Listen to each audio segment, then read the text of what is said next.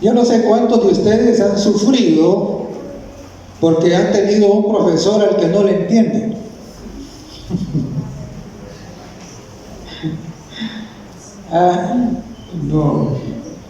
No voy a pedir que levanten la mano, pero pareciera que eso es algo común a todos los estudiantes, ¿verdad? Hay profesores que es complicado entender lo que quieren ellos enseñar. Supongo que quieren enseñar. Pero ocurre, y un poco pasaba eso con los fariseos. Enseñaban las cosas, se supone que debían enseñar al pueblo, pero enseñaban de una manera que enredaban a la gente. Pero bendito Dios que nos envió a su Hijo. Y entonces, cuando Jesús enseñaba, los que lo escuchaban decían que Él no enseñaba como los fariseos, sino que enseñaba como quien tiene autoridad. Y cuando Él enseñaba, la gente quedaba. Y en el Evangelio de Juan, en el capítulo 13 y en el verso 13, nos dice, Jesús dice a los discípulos: ustedes me llaman Maestro y Señor, y dicen bien, porque lo soy. Interesante.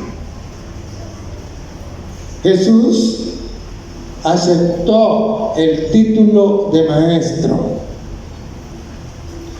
Ahora, ¿por qué le entendía la gente a Jesús?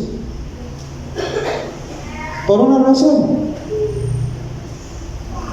Fíjese que Jesús, nuestro Señor Jesucristo, cuando en su rol de maestro, Él no complicaba las cosas. Él no trataba de enseñar haciendo difícil el tema, sino que utilizaba ejemplos de la vida, cosas prácticas. Hermanos, yo creo que esto es una cosa que nosotros debemos aprender. No enredemos el Evangelio. A veces usamos palabras complicadas que la gente no conoce.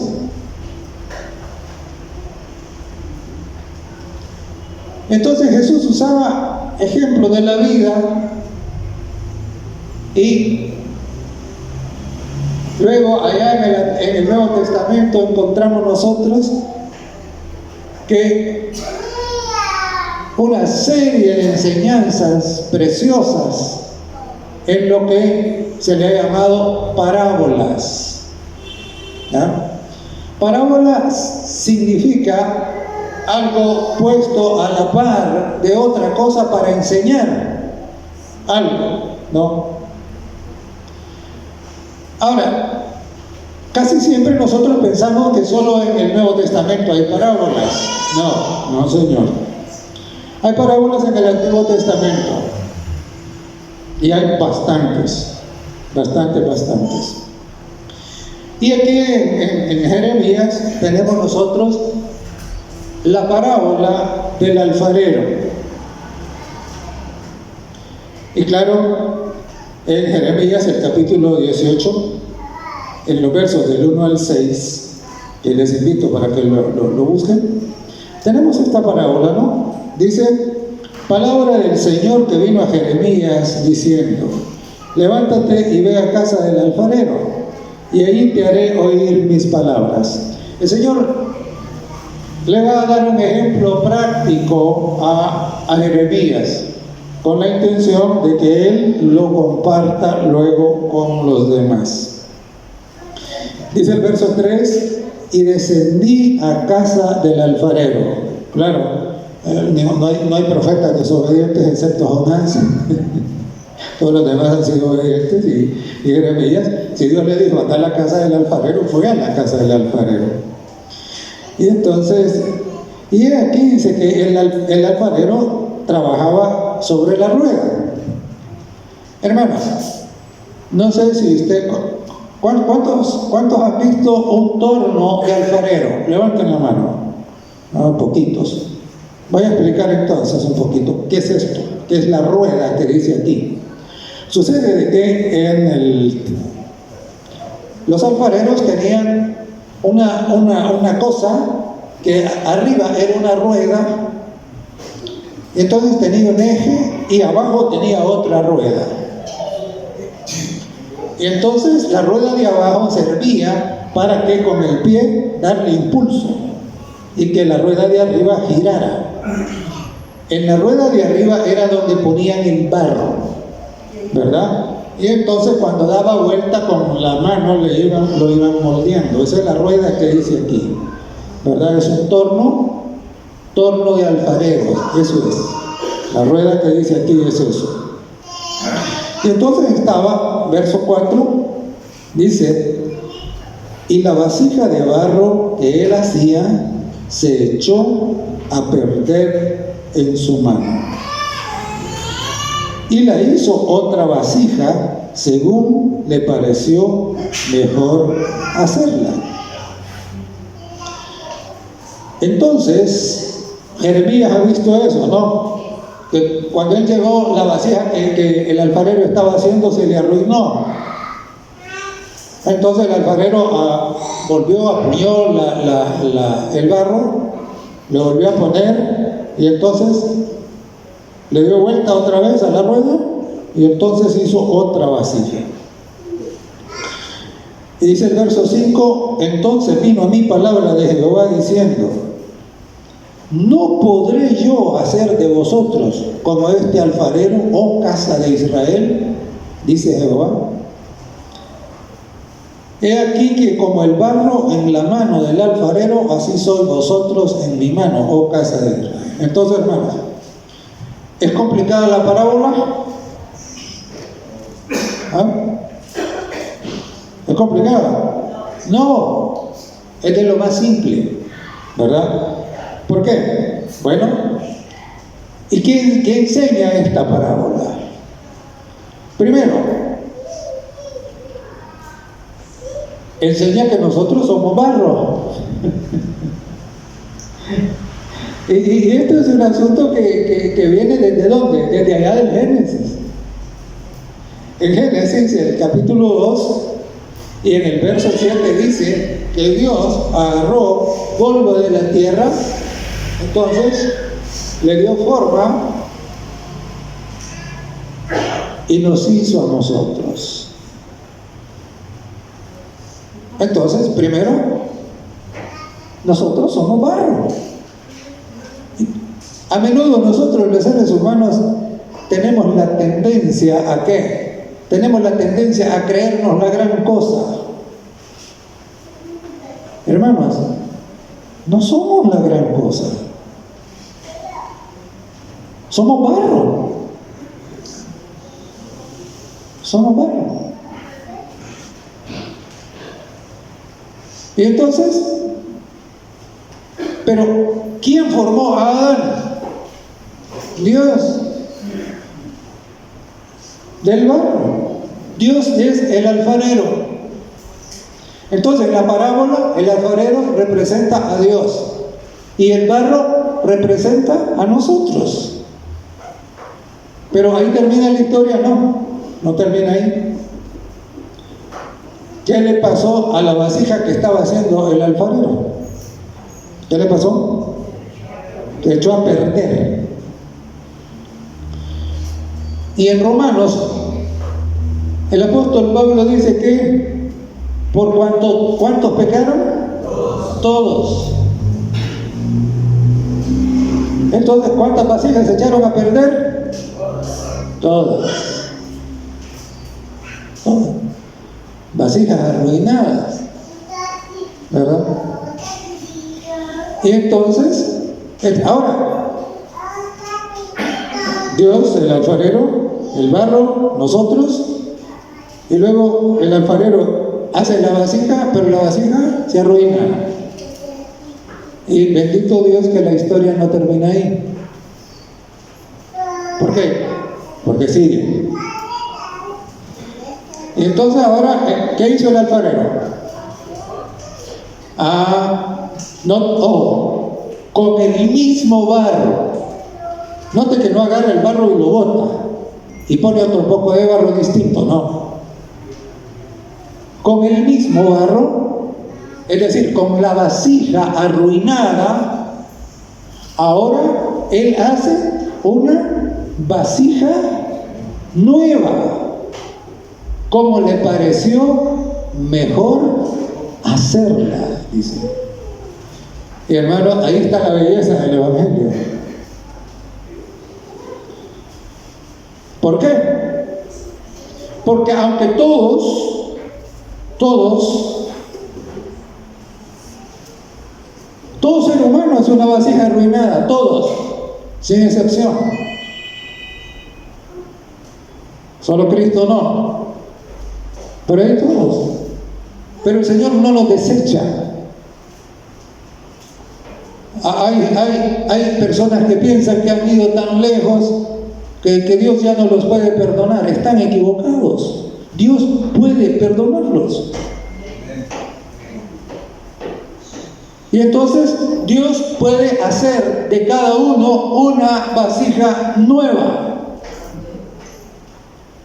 Dios es misericordioso y Dios es un Dios de segundas oportunidades. Mire, si Dios barriera con el pecado de un solo, en este planeta no habría gente. Pero no, Dios es un Dios de misericordia, es un Dios que nos da oportunidad de ser hechos nuevas vasijas. Ahora, cuando Dios hizo a Adán y Eva, ¿qué clase de vasijas eran?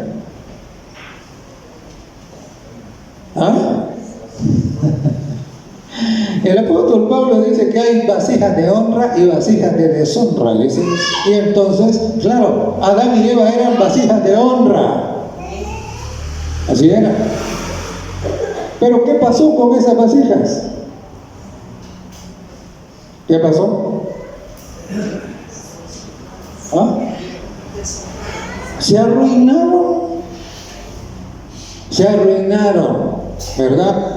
Y entonces, claro, ahora, ¿y las dejó ahí? No las dejó ahí, ¿verdad? Sino que comenzó un proceso, ¿no? Y hermanos, es interesante, ¿por qué? Porque el plan de Dios es que cada uno de nosotros, como vasija, seamos vasijas de honra, ¿verdad? Vasijas de honra. Y hermanos, fíjense que en el pasado había una costumbre, ¿no? No habían bancos en donde la gente que tenía dinero pudiera depositar su dinero para guardarlo. No había. ¿Y qué hacía la gente? Exactamente, y tampoco el dinero era papel, eran monedas o eran joyas. Y entonces los metían en una vasija, ¿verdad? Y esa vasija la enterraban, ¿verdad? En un lugar donde solo ellos supieran, ¿verdad? Entonces ahí no había tales de tener de tener ningún código ni nada de eso. Era nada más acordarse a dónde estaba enterrada la vasija. Pero ¿qué era lo que ponía adentro? Su tesoro, ¿verdad? Su tesoro. Ahora estamos inundados con envases de plástico. Pero en aquel tiempo, plástico no había, sino que las vasijas también se ocupaban ¿para qué? Para depositar líquidos. ¿Ah? Entonces, en la vasija se guardaba el aceite. En la vasija se guardaba ¿qué? Los perfumes. Y hermanos, es interesante porque en 2 Corintios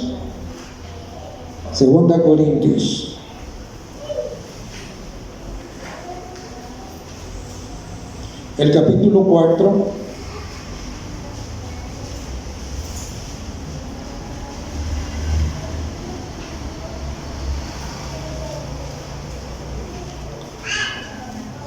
los versos 6 y 7 leemos. Dice 2 Corintios 4, 6 y 7: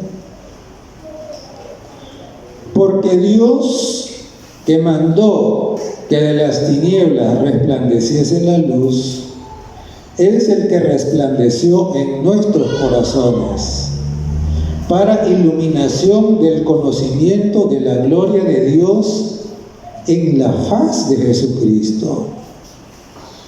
Pero tenemos, ¿qué dice? Este tesoro, ¿en qué lo tenemos? En vaso de barro, para que la excelencia del poder de Dios sea de Dios y no de nosotros. Oye, ¿cuál es el tesoro? ¿Ya? ¿Cuál es el tesoro según este pasaje?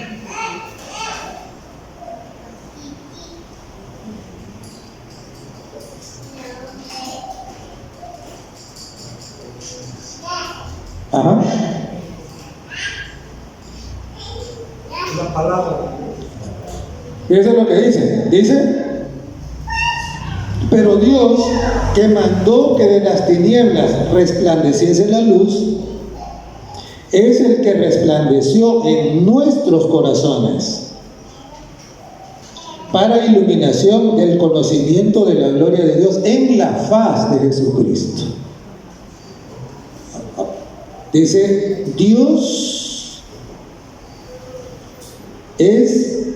dice que Dios mandó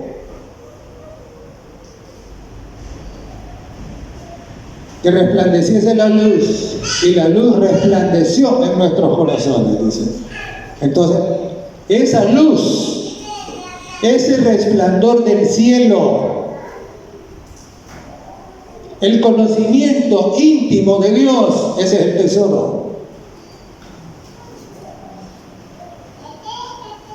¿Recuerda usted? Jesús contó una parábola, la parábola del tesoro escondido. Precisamente es esto. Aquel que entiende de qué se trata el Evangelio, hermanos, todo lo demás, como dice el apóstol Pablo, todo lo demás lo tengo por basura, dice.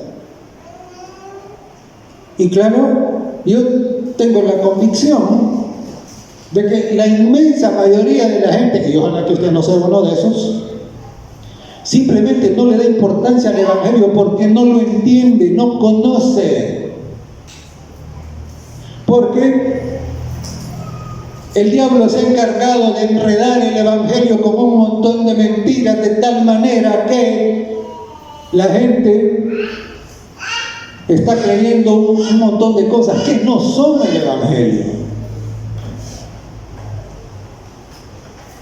Y entonces, con esa figura distorsionada del Evangelio, no pueden apreciar que el Evangelio es un tesoro, que es ahí donde está la solución a los problemas del mundo, a los problemas del hombre, a los problemas que hay en el universo. Pero cuando logramos entender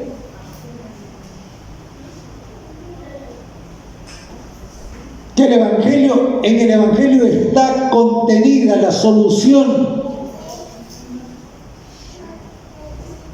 para todos los problemas que hay en el universo, hermanos, entonces logramos entender un poquito del tesoro que el Evangelio es.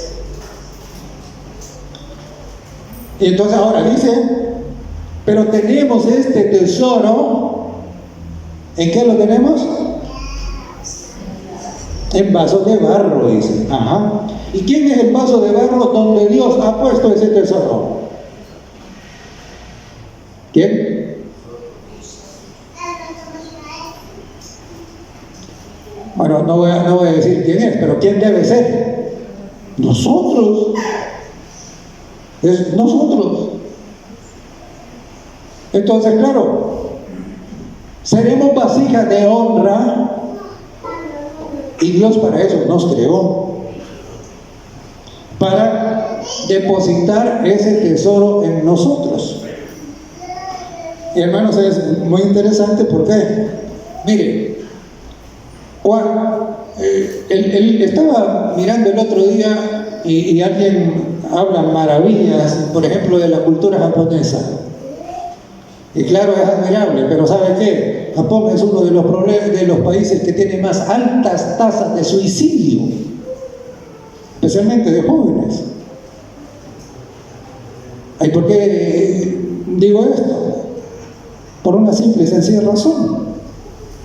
¿Y por qué se suicidan los muchachos? ¿Por qué? ¿Ah? Porque la vida no tiene sentido, porque ellos tienen las aspiraciones frustradas, porque hay un estrés espantoso.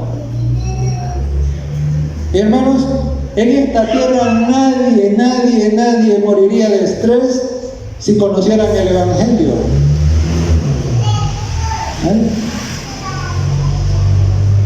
En esta tierra nadie moriría de ninguna de esas otras cosas que son tan populares y que están matando a la gente si conocieran el Evangelio. Pues no lo conocen. Y no estoy hablando aquí de que no tienen la información, es que no es lo mismo. Usted puede tener la información, pero si usted no lo asimila, usted no lo conoce. Porque esto es comparable como cuando usted va a una tienda, a una farmacia. A veces le paso por el agroservicio y le pregunto al que vende, mire, ¿y este frasco que tiene aquí qué es? Y él me dice, eso es un herbicida que sirve para esto, lo otro. Yo tengo la información, pero mientras yo no lo use, yo no lo conozco. Así es el Evangelio. Usted puede haberlo oído y pensar que haberlo oído es que lo conoció. No, señor, usted no lo conoce. Usted tiene que, para conocerlo, usted tiene que recibirlo. Usted tiene que experimentarlo, asimilarlo en su vida. Y le aseguro, le garantizo que cuando eso pase, usted no lo va a dejar ir. Porque eso es lo que el Señor Jesús planteó en la parábola de la perla de gran precio y del tesoro escondido. Los que encontraron esto estuvieron dispuestos ¿a qué? A deshacerse de todo, para no perder aquello que habían llegado a conocer. Entonces, hermanos, ahora, luego de que Dios le dijo a Jeremías que fuera a la casa del alfarero, le dijo otra cosa que es como el complemento de la parábola del alfarero. Y para eso vamos a ir a Jeremías, el capítulo 19, que es el siguiente.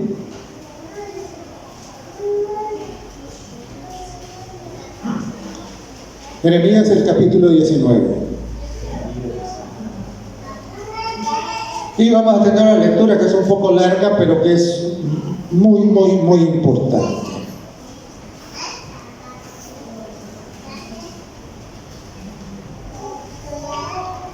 Muy bien, ¿lo tienen ya, hermanos? Ok, veamos. Así dijo Jehová: ve y compra una vasija de barro de alfarero, y lleva contigo de los ancianos del pueblo y de los ancianos de los sacerdotes. ¿Qué debía comprar? Una vasija de barro, ¿verdad? Y entonces dijo: lleva a los ancianos contigo. Verso 2: y saldrás al valle del hijo de Hinnom, que está a la entrada de la puerta oriental, y proclamarás ahí las palabras que yo te hablaré. Dirás pues: oíd palabra del Señor, oh reyes de Judá y moradores de Jerusalén. Así dice Jehová de los ejércitos, Dios de Israel: he aquí que yo traigo mal sobre este lugar, tal que a todo el que le oyere le retiñan los oídos. Verso 4: porque me dejaron y enajenaron este lugar, y ofrecieron en él incienso a dioses ajenos, los cuales no habían conocido ellos, ni sus padres, ni los reyes de Judá, y llenaron este lugar de sangre de inocentes. Paremos ahí un poquito, hermanos. El valle de Hinnom. ¿Por qué el profeta, Dios les está diciendo eso a través del profeta? Miren, en el valle de Hinnom habían levantado un ídolo de Moloch. Y entonces, ¿qué pasaba con esto? Moloch era un ídolo de metal que lo calentaban, le ponían fuego por debajo, lo calentaban, y hasta que ya estaba rojo prácticamente, entonces le llevaban los bebés y los depositaban en sus brazos. Y entonces imagínese usted poniendo a su bebé en los brazos de un ídolo que está calentado al rojo vivo. ¿Cuál era el destino de ese bebé? Morir quemado. Y entonces, claro, para no escuchar los gritos de estos pobres inocentes que eran sacrificados a ese ídolo, ¿sabe qué hacían? Tenían toda esa música ruidosa, ¿verdad? Entonces, para que ocultara los gritos de los bebés que eran sacrificados. Ese es el valle de Hinnom. Por eso es que dice: porque me dejaron, verso 4, me dejaron y enajenaron este lugar, y ofrecieron en él incienso a dioses ajenos, los cuales no habían conocido ellos ni sus padres, y llenaron este lugar de sangre de inocentes. Los inocentes que dice aquí eran los bebés que ofrecían. Esos son los inocentes, es la sangre que se derramaba ahí. Entonces, verso 5: y edificaron lugares altos a Baal, para quemar con fuego a sus hijos en holocaustos al mismo Baal, cosa que no les mandé, ni hablé, ni me vino al pensamiento. Por tanto, he aquí vienen días, dice Jehová, que este lugar no se llamará más Tofet, ni valle del hijo de Hinnom, sino ¿Valle de qué? Valle de la Matanza. Valle de la Matanza. Y desvaneceré el consejo de Judá y de Jerusalén en este lugar, y les haré caer a espada delante de sus enemigos, y en las manos de los que buscan sus vidas, y daré sus cuerpos para comida de las aves del cielo y a las bestias de la tierra. Pondré a esta ciudad por espanto y burla. Todo aquel que pasare por ella se asombrará y se burlará sobre toda su destrucción.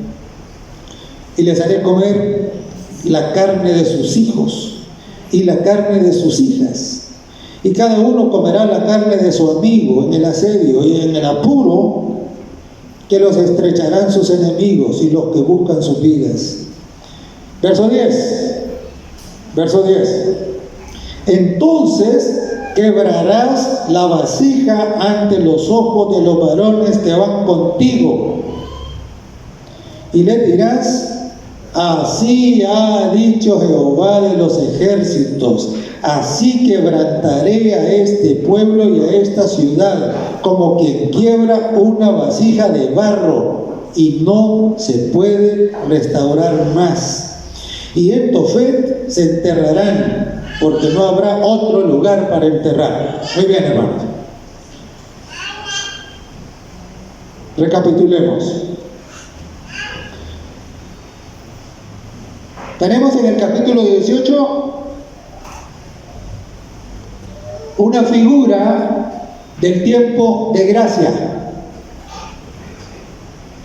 El barro se puede moldear, la vasija se arruina, pero Dios en su misericordia está dispuesto a hacer una vasija nueva, es decir, a darle vida nueva, a que usted ya no sea una vasija arruinada, sino que sea una vasija de honra, donde Dios pueda depositar su tesoro.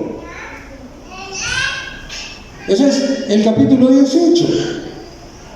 Está presentando a un Dios misericordioso. Está presentando que usted todavía tiene oportunidad de ¿qué? Oportunidad de ser transformado.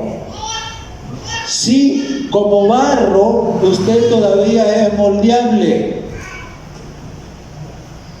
Pero en el capítulo 19 tenemos el complemento. ¿Qué era lo que Jeremías debía comprar? ¿Ah? Una olla de barro. Ahora, ¿ese barro cómo estaba allá? ¿Cómo estaba?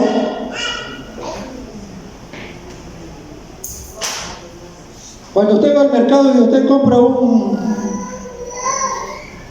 bueno, hoy ya todo el mundo, todo es plástico. Pero los cántaros antes, ¿de qué eran? De barro.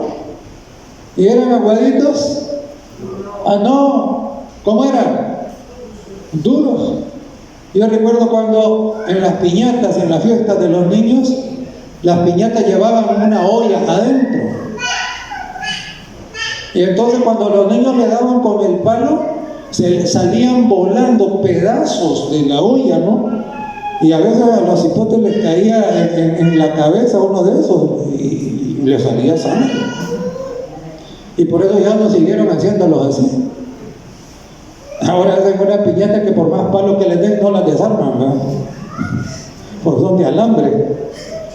Entonces, hermano, la olla que ahora Jeremías llevaba ya era una olla terminada, ya no se podía modificar. Y esa olla que ya no se podía modificar, ¿qué significa? ¿Ah? Significa que llegó al punto en el cual el cambio es imposible.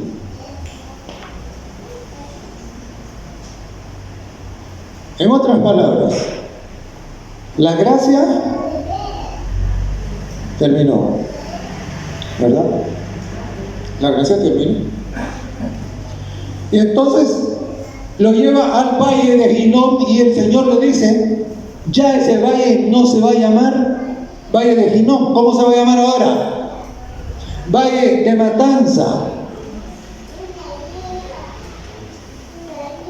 Y entonces el Señor le dice, ahora note, Dios no hace justicia por gusto, sino que el Señor comienza a decirle, miren, ustedes han hecho esto, y esto, y no se arrepintieron. No se arrepintieron. Y entonces, ¿qué va a pasar? Y entonces le dijo a Jeremías que agarrara la vasija de barro, esa vasija que ya no se podía cambiar, y con la vasija que está arruinada pero que ya no se puede cambiar, ¿qué había que hacer? ¿Ah? ¿Qué había que hacer, hermano? Romperla. Dice que la haría pedazos. Y hermanos, tenemos aquí nosotros que tenemos aquí claramente delineado el Evangelio. ¿Ah? Tiempo de oportunidad, Dios misericordioso. La oportunidad para ser convertidos en vasijas de honra. Pero, como Dios no es un Dios arbitrario, Él respeta nuestro libre albedrío. Entonces, claro, mientras el tiempo de gracia dure, nosotros todavía somos ese barro que se puede moldear. Pero cuando el tiempo de gracia se termina, ya somos ¿qué? Somos una vasija dura, como la que ya pasó por el horno. Y con esa vasija, si en vez de que en ella sea depositado el tesoro de Dios, es depositado el veneno, eso es lo que había pasado con Israel, ¿qué era lo único que quedaba hacer? Hacerla pedazos. Y hermanos, ese es el Evangelio. Dios nos ofrece a nosotros una oportunidad maravillosa. Pero si nosotros, en el uso de nuestro libre albedrío, escogemos otro camino, entonces Dios nos deja bien clarito cuál será nuestro destino. Claro, ¿Dios quiere que ese sea nuestro destino? No. Pero Él respeta nuestra decisión. Él respeta nuestra decisión. Y es interesante, ¿por qué? Porque en el Salmo 2 y en el verso 9 dice, los quebrantarás con vara de hierro, como vasija de alfarero los desmenuzarás. Y ahí en Apocalipsis 19:15, cuando habla de la segunda venida, cuando Jesús viene en ocasión de la batalla de Armagedón, ¿qué dice? Dice que viene ¿qué? Para regir las naciones con vara de hierro. ¿Y qué es la vara de hierro? La ley de Dios no se puede cambiar, ¿verdad? Y en Apocalipsis el capítulo 2, los versos 26 y 27, vamos a verlo.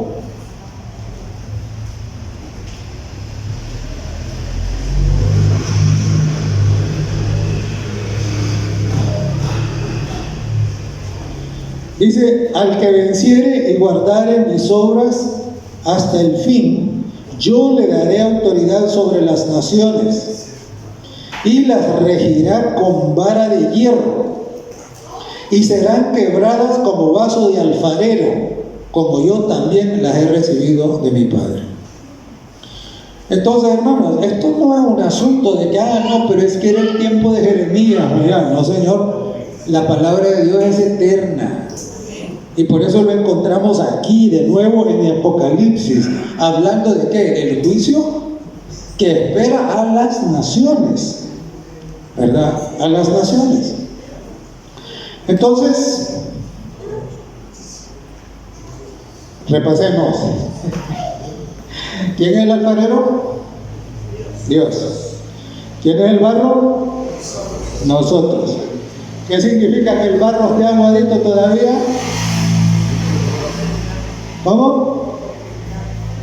Que todavía hay oportunidad, que la gracia no se ha terminado. ¿Pero qué significa cuando ya la olla, el barro ya está duro? ¿Qué? Significa que ya no hay oportunidad. Y todos aquellos que no quisieron ser vasijas de honra para que Dios depositara su tesoro en ellos, entonces se convierten en vasijas de deshonra. Vasijas que contienen ¿qué? Contienen veneno. Y entonces, ¿qué dice el Señor que va a ser su destino? ¿Cuál va a ser? Dice que serán esas vasijas quebradas, reducidas al polvo. ¿Y serán dejadas dónde? Dice, en el valle de la matanza. Es el resultado de ¿qué? De la batalla de Armagedón. ¿Estamos entendidos? ¿Estamos entendidos, hermanos? Ok, muy bien. Ahora pensemos un momento. Nosotros somos barro ahora y la gracia todavía está, ¿verdad? La pregunta es, ¿cuál alfarero nos está moldeando? Porque solamente hay dos alfareros. Dos alfareros hay nomás. ¿Quiénes son?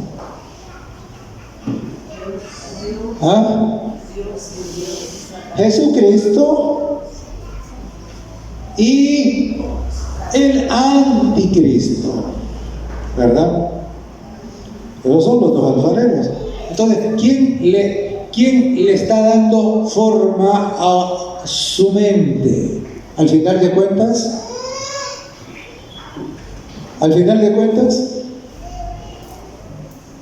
lo único que va a ir al cielo de usted es su mente. Todo este cuerpo aquí se va a quedar. Hermanos, la mente es el asiento del carácter. Es aquí. Eso es lo único que va a ir al cielo. ¿Quién se lo está moldeando? ¿Se lo está moldeando Cristo o se lo está moldeando el anticristo? Pregunto, ¿cómo es que Dios moldea nuestro carácter?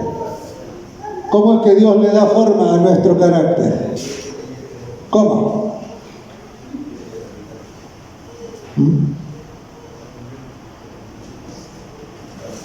Hermanos, están despiertos, perdón. ¿Cómo es que Dios le da forma a nuestro carácter?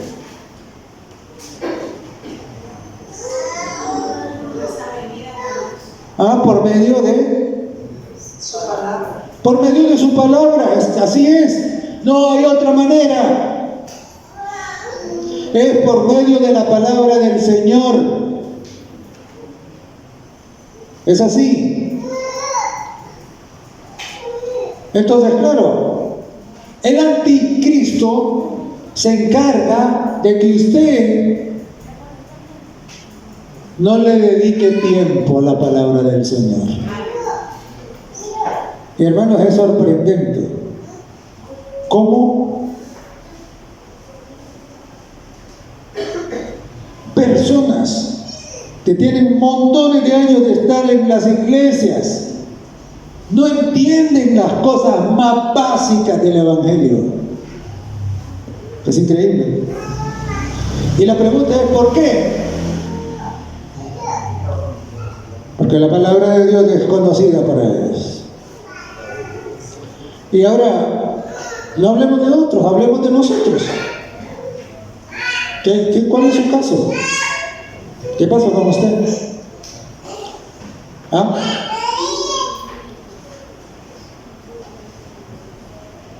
Es así. Dios moldea nuestra mente, nuestro carácter, el barro de nuestra vasija por medio de la palabra de Dios. Recuerde que la palabra de Dios fue inspirada por el Espíritu Santo, es la obra del Espíritu Santo. Y entonces, claro, es por medio de la palabra que el Espíritu Santo le va a ir moldeando su mente, va a ir dándole forma a esa vasija para que sea vasija de honra, en donde Dios pueda depositar su tesoro. El aceite de su Espíritu será derramado ahí en esa vasija. ¿Y sabe qué pasa? Cuando el aceite del Espíritu Santo es derramado en el interior de esa vasija, de esa vasija sale ¿qué? Un aroma como perfume de nardo. Porque Dios transforma a lo odioso en una persona amable. Dios transforma al blasfemo en una persona que ahora habla con paciencia, benignidad y con alabanzas al Señor. Dios transforma al rencoroso en una persona capaz de perdonar, respetar y tolerar al enemigo. ¿Ah? Dios transforma al indiferente en una persona comprometida. Hermanos, eso es el perfume que sale de la vasija donde Dios guardó la presencia de su Espíritu, del aceite. ¿Ah? Hermano, esa debe ser su experiencia. Fuimos creados para eso. Pero ¿qué pasa? Eso es si nosotros como barro nos ponemos en manos del alfarero, Jesucristo. Pero, como tenemos libre albedrío, entonces está el otro alfarero, el anticristo. Y el anticristo tiene una serie de herramientas para darle forma al barro, de tal manera que las vasijas no sean vasijas de honra, sino que sean vasijas de deshonra, destinadas para ser quebradas. ¿Cuáles son esas herramientas? ¿Cuáles son? Miren, la cultura.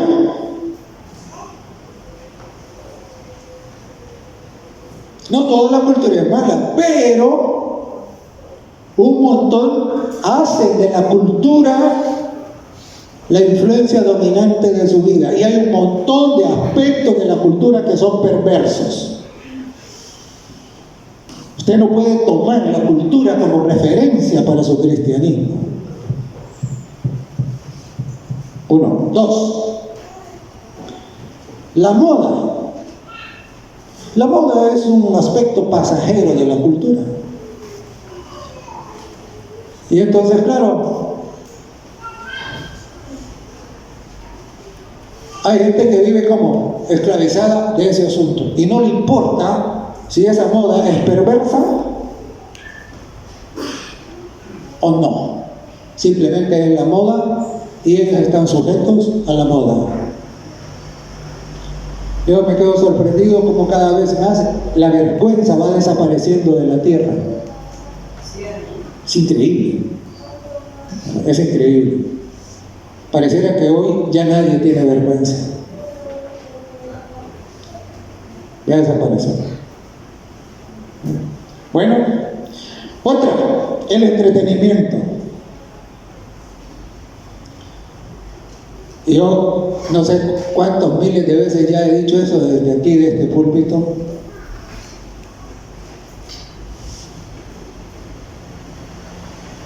Cómo la gente está dispuesta a desperdiciar su vida mirando películas.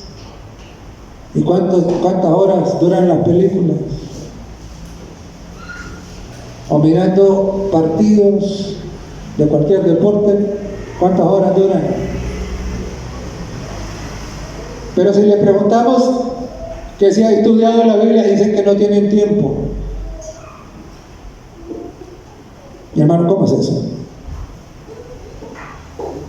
¿No? Y claro, lo que no se dan cuenta es que cuando hacen eso están poniendo la mente, están poniendo su barro en las manos del enemigo para que él lo vaya moldeando. Hermano, una de las maneras más eficaces de moldear la mente de la gente es por medio del entretenimiento, por medio de las películas, por medio de todo ese montón de cosas, mire, que nos llegan por las avenidas del alma, por los sentidos. Entonces, ¿qué hacemos? Pero ¿sabe?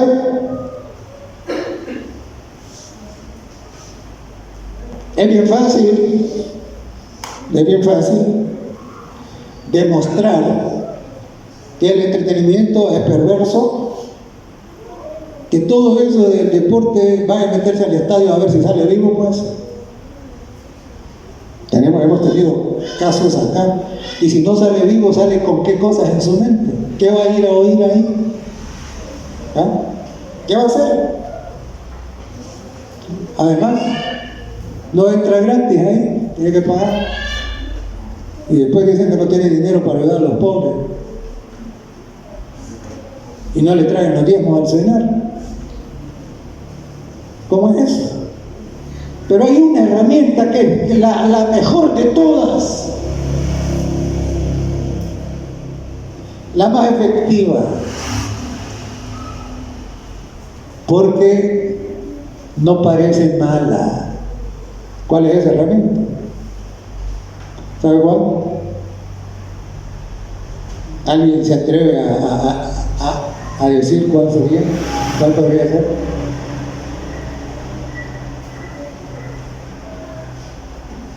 ¿Ninguno? ¿Sabe cuál es? La religión. Esa es la herramienta más efectiva. La religión falsa. ¿Y por qué? Porque claro, cualquiera sabe que la droga es mala. Cualquiera, hasta los mismos drogadictos lo saben.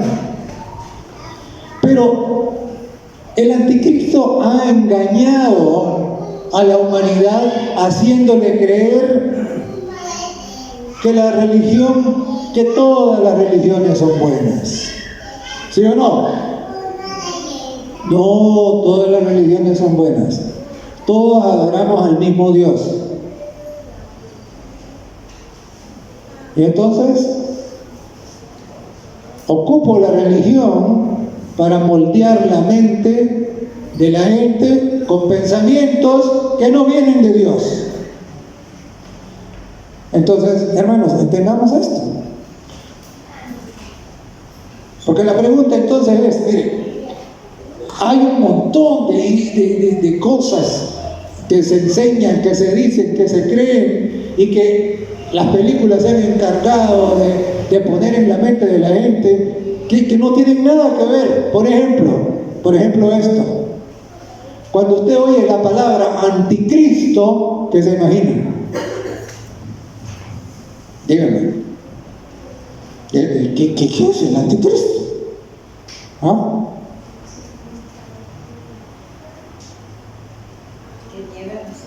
¿Cómo? Que niega a Jesús. Eso es lo que se imagina, ¿no? Usted se imagina que el anticristo niega a Jesús. Y claro, hay gente que dice, mire, pero el anticristo no es un niño que va a nacer y que en la cabeza tiene un tatuaje de 666. Eso es lo que mucha gente piensa. Piensa que el anticristo va a ser un monstruo que va a salir, una especie de líder malvado y todo eso. Hermanos, olvídense de todo eso. No es así. Eso no es. ¿Qué es entonces? ¿Y qué es anti? Opuesto. Ahora note lo siguiente. Note lo siguiente. Si Cristo dice,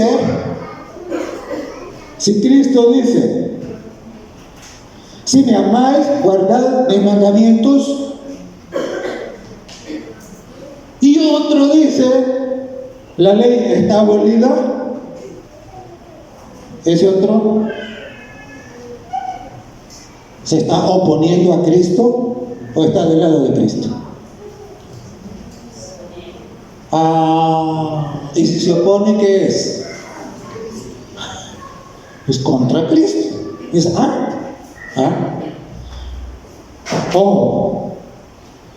Ahora, si Cristo dice, el séptimo día es el día del Señor, y entonces viene otro religioso y dice, el primer día es el día del Señor. ¿Quién es el que está de parte de Cristo y quién es el que está de parte del anticristo? El que dice que el domingo es día del Señor, ¿es qué? Es opuesto a Jesús. Le está llevando la contraria al Señor, que dice que el séptimo día es su día. ¿Es anti o no es anti?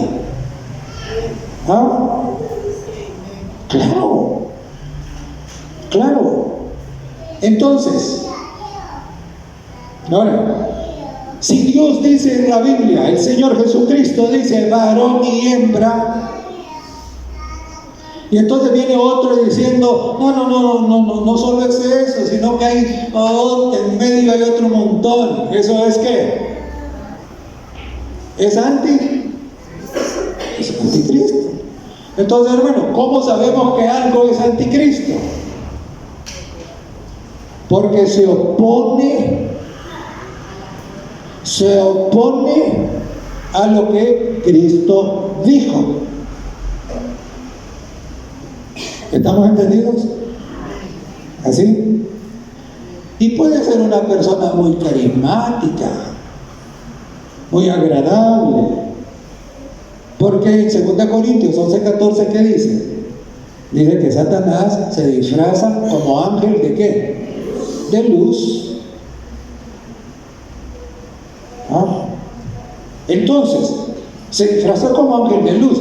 ¿Por qué? Porque si él viene así, tal cual es, con todo su odio, transpirando maldad, entonces, claro, no engañaría a nadie. Pero él se presenta como una persona que es agradable, que le gana los sentimientos a los demás, atractivo. Entonces, claro, pero su enseñanza es contraria a la enseñanza de Jesucristo. Eso es el anticristo, ¿verdad? Eso es lo que quiere decir. Y es interesante, hermanos, porque en 1 de Juan, el capítulo 2 y el verso 18, vamos a buscarlo. 1 de Juan, verso 18.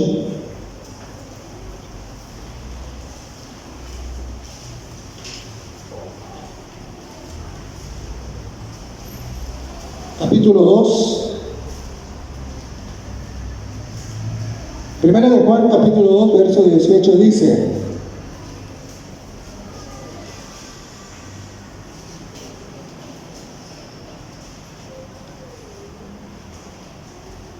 ¿lo tienen? ¿Sí? Dice: hijitos, ya es el último tiempo. Y según vosotros oísteis que el anticristo viene, así ahora han surgido ¿cuántos anticristos? Ya ven, no es que es uno solo, sino que son muchos. Dice, han salido muchos anticristos. Por esto conocemos que es el último tiempo. Ahora note lo que dice: salieron de nosotros, pero no eran de nosotros. Porque si hubiesen sido de nosotros, habrían permanecido con nosotros. Pero salieron para que se manifestase que no todos son de nosotros. ¿Qué es lo que está diciendo Juan acá? Que el anticristo no viene, pretende, él llegó, se hizo pasar de cristiano. Y con la fachada de cristianismo, ahora enseña cosas que son opuestas a la enseñanza de Cristo. Esos son los anticristos. Por supuesto, nosotros no debemos olvidar que inmediatamente antes de la segunda venida de Jesucristo, Satanás mismo va a aparecerse como si fuera Cristo que viene en su segunda venida. La va a falsificar, ¿verdad? Ese será el último y el más grande de todos los anticristos. Pero todo aquel que enseña doctrinas opuestas directamente a la doctrina que enseñó Jesucristo es un anticristo. Y hermanos,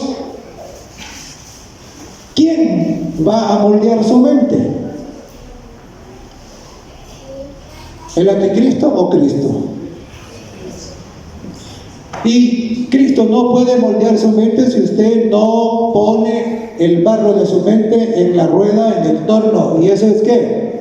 Es la palabra de Dios. Usted tiene que estudiar la palabra de Dios. Porque si usted no estudia la palabra de Dios, ¿cómo va a saber que lo que el anticristo le está diciendo es mentira? ¿Hay manera?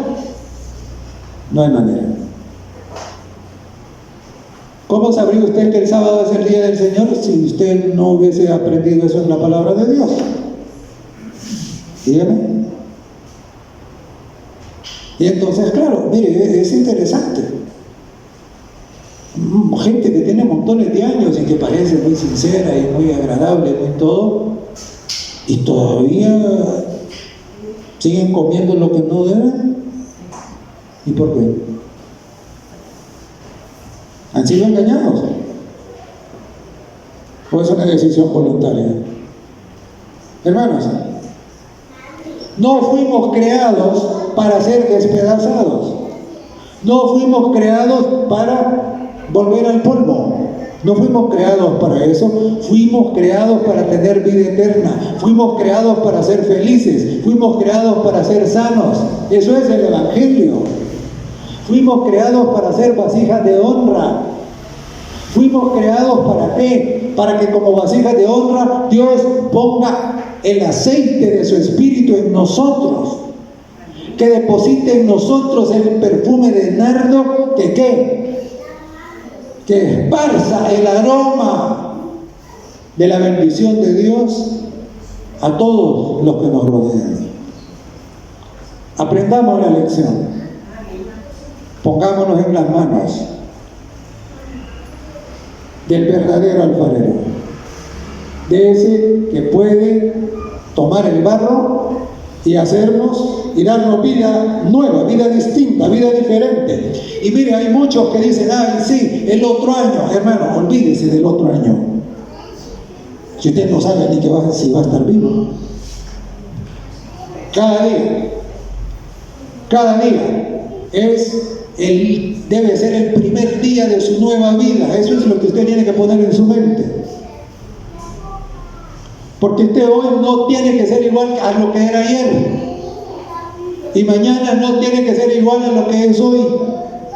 Usted tiene que crecer en el Señor.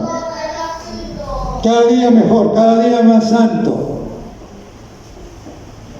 De eso trata el cristianismo, de tal manera que cuando Cristo venga, usted está listo para sentirse cómodo en el cielo.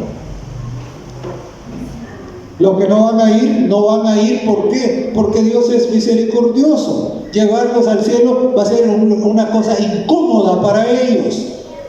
Como dice el camino a Cristo, el cielo sería un lugar de tortura para aquel que no se ha convertido, dice. Aquel que todavía, que si Dios lleva al cielo las vasijas de deshonra, dice que las vasijas allá se van a sentir como torturadas, y entonces Dios en su misericordia dice: no, yo no quiero torturar a nadie, hay que se queden mejor.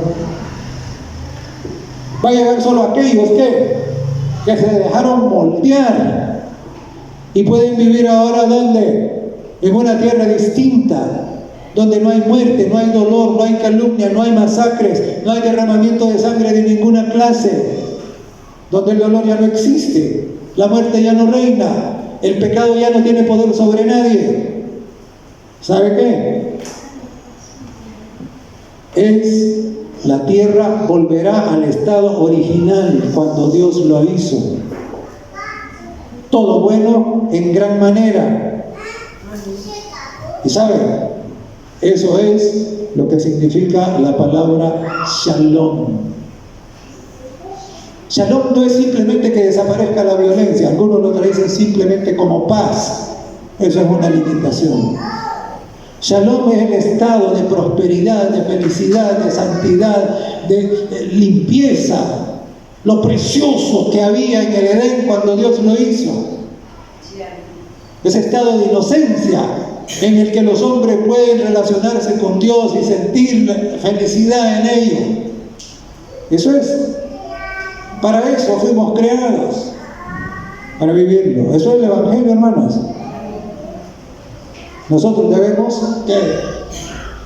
debemos tomar la decisión entonces de alinearnos con el Señor, permitir que Él nos moldee y compartir esto con los demás.